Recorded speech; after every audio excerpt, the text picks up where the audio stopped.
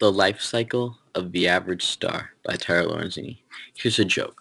I wondered all night where the sun went, but then it dawned on me. Get it? Dawn.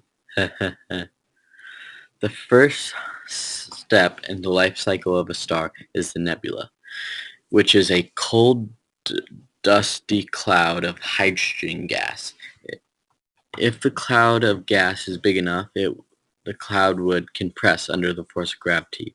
The compression raises the temperature for the center of the cloud. When it reaches about 8 million degrees, the nuclear reaction begins. When the cloud compacts, the particles are brought so close together that they start to fuse. Hydrogen fuses together, transforming into helium, forming a star, which brings us on to the next stage, the sun.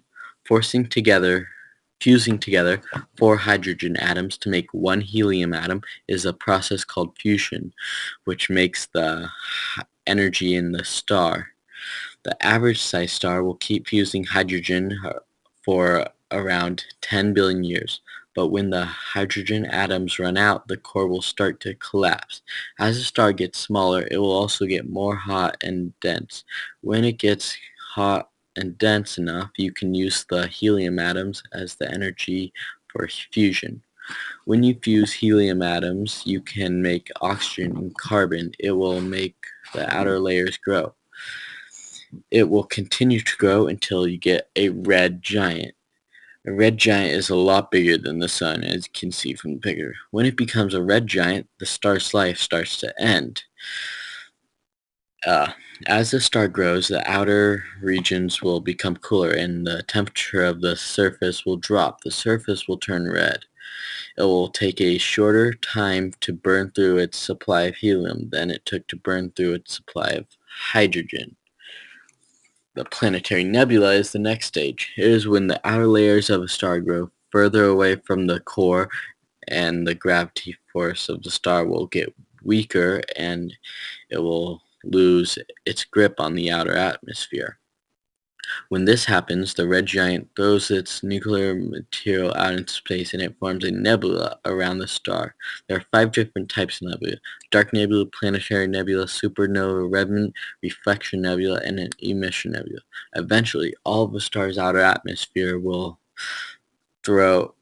get thrown out into space, and the only thing left of the star will be its core. The white dwarf, after the core is the next stage. After the core loses its mass and nuclear fuel, it will collapse in on itself because of gravity, but there is a process called electron degeneracy pressure that can save the star. This process is where tiny negatively charged atomic particles are being compressed, and when they are close enough together, they will be able to hold their star together. The white dwarf is extremely dense, even though it is very small, and it has no nuclear fusion happening anymore. The white dwarf will glow for billions of years as it slowly radiates energy off into space. The black dwarf, after a long time, the black dwarf will completely burn out, and it won't be able to be visible anymore, and it becomes a black dwarf.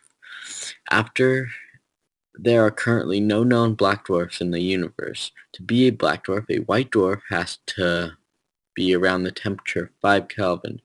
But since the life cycle of the black dwarf is theoretical, it is thought that the black dwarf will eventually and very slowly disintegrate off into space. An interesting fact is that the black dwarf has no heat, so that it is completely invisible. Thank you. These are my sources. Thank you for watching, and goodbye.